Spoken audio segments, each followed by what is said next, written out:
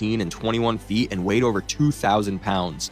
These numbers are staggering when you consider that Nile crocodiles rarely exceed 16 feet for a weight of around 1,100 pounds. 2 years of doubt evaporated in about 3 seconds.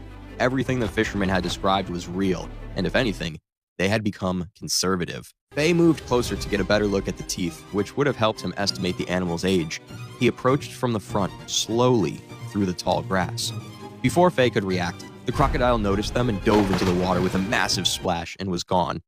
He never got to see the teeth that day, but had seen enough to know the animal was real and the largest Nile crocodile ever documented. To him, destroying something like this before science had a chance to study it would be a massive waste. The name he chose for this crocodile was Gustav. And he decided that if Gustav was going to be stopped, he would have to be captured alive to be studied. In 2002, Faye brought his case to the Minister of the Environment in Burundi, explaining that this animal was exceptional and worthy of study and that it shouldn't be killed but taken in alive. The minister agreed, but with a condition. Burundi was still recovering from a decade of civil war that had killed 300,000 people. The current peace was fragile, so Patrice was granted 60 days to act, after which a change of government risks plunging the entire country into civil war again. A fierce race against the clock started.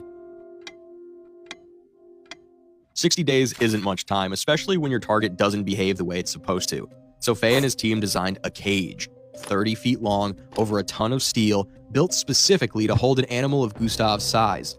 He brought in specialists, a South African scientist who had successfully captured over 400 crocodiles, and a Tunisian expert who ran a farm with hundreds of Nile crocodiles.